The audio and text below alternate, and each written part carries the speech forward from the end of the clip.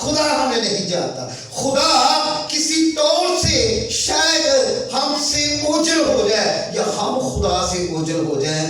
یہ بات ہمیشہ یاد رکھیے گا کہ نہ آپ خدا سے اوجھل ہو سکتے ہیں اور نہ خدا آپ کو کبھی بھی چھوڑ سکتا ہے. ہاللیلویا. خدا کے روبرو کیا کام ہوتے تھے عہد عتیق میں؟ ایک حوالہ، پہلا حوالہ ہم بائبل میں سے آج کوٹ کرتے ہیں، مسافت کی کتاب. پرانے عہد نامے میں ہم دیکھتے ہیں مسافت کی کتاب، اس کا 27 باب خروج کہتے ہیں، یعنی کہ خروج کی کتاب 27 چیپٹر 27 باب اور اس کی 21 ایسے میں آپ کے لیے یہاں سے پڑھنا شروع کروں گا.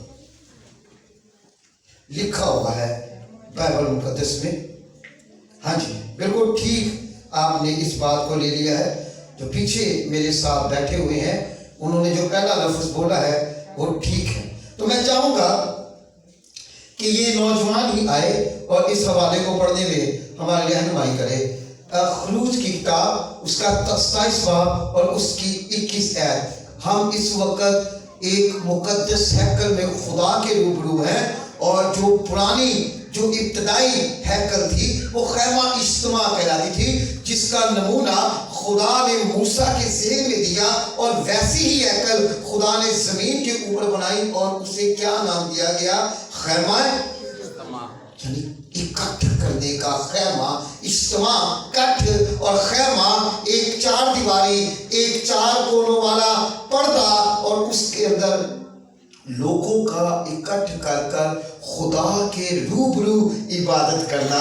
خیمہ اجتماع از دا فرسٹ چرچ. موسیٰ کی قیادت میں پہلا چرچ خیمہ اجتماع کہلاتا ہے. جیسے آج آپ اس پاک گھر میں بیٹھے ہوئے ہیں اور مقدس خدا کے روبرو ہیں. کس کے روبرو ہیں آپ؟ خدا. کس کے روبرو ہیں؟ تو وہی سے شروع کر لیتے ہیں کہ روبرو کے متعلق بائبل میں کیا ہے لکھا ہو. پڑھو نوجوان. خداوند کے کلام میں یوں لکھا ہے، ہاں جی. خیمہ اجتماع میں اس پردہ کے باہر جو شہادت کے صندوق کے سامنے ہوگا، ہارون اور اس کے بیٹے شام سے صبح تک شمدان کو خداوند کے روبرو آراستہ رکھیں. خداوند کے روبرو کیا رکھیں؟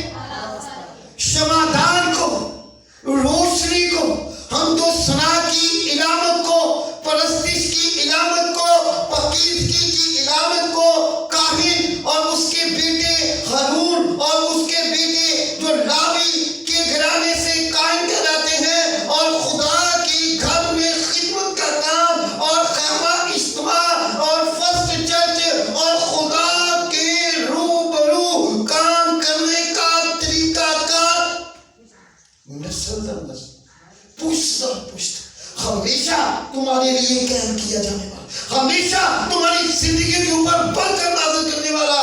جب بھی تم میری عبادت کرو تو تم پاکیزگی کو مخلوط خاطر رکھو.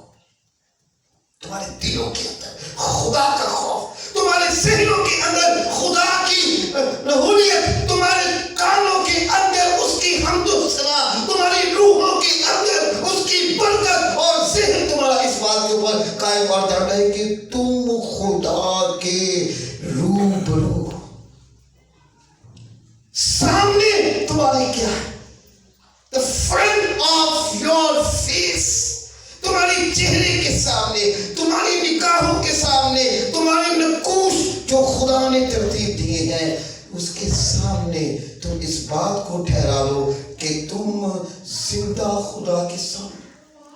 لوگوں کو یہ بات یاد دلانے کے لیے، سمجھانے کے لیے شریعت کی کتاب کے اندر یہ دستور کام کیا گیا کہ ہارون اور اس کے بیٹے شمعدان کو روشن کریں. لوگوں کو یہ سبق دیں، کلیسیا کو یہ بتائیں کہ ہم سب کس کے سامنے ہیں؟ کس کے سامنے ہیں؟ خدا کے سامنے. ایک قانون بنایا جا رہا ہے، ایک ترتیب دی جا رہی ہے.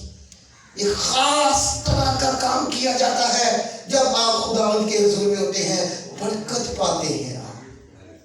آپ کے ذہنوں سے کوئی چیز ادھر ادھر ہو جائے، آپ کے کانوں کے اندر کوئی اور آواز نہ گونجے، آپ کے ذہنوں کے اندر کسی طرح کی فکر نہ گونجے، آپ دل سے خدا کے طالب ہوں، آپ چھوڑ دے ساری فکریں، آپ چھوڑ دے سارے کام، اس مین گیٹ کے باہر رکھ کر آئیں اپنی زندگی کی تمام تر مشکلات کو، اور جس کے پاس آپ آ رہے ہیں آپ یقین کر لیں کہ بائبل مقدس کا ایک ایک لفظ آپ کی زندگیوں کے ساتھ کام کرے گا، اور آپ کی ہر ایک حاجت، آپ کی ہر ایک منت، آپ کی ہر ایک پریشانی یسوع مسیح کے نام سے دور ہو جائے۔ خدا کے الانا اور آنا آپ کے لیے ایک بڑا پکیز کی کام ہے۔ خدا کے گھر میں بیٹھنے سے، خدا کا نام لینے سے، خدا کا پاک کلام سننے اور اس کی تمجید میں ہوا میں اڑ جانا ہے۔ خدا کے سامنے آپ نے پیش ہونا، اس کی عدالت لگے ہوں گے، مقام ترتیب سے لگے ہوں گے، ہر ایک شخص آپ کے عزیزوں کا، آپ کے بزرگ، آپ کی نسلیں، آپ کے دادا پردادا اور پردادا پردادا، جس کو کبھی آپ شاید جانتے نہ ہوں، وہ بھی آپ کے پاس آ جائیں گے اور آپ کو وہ ملے گی۔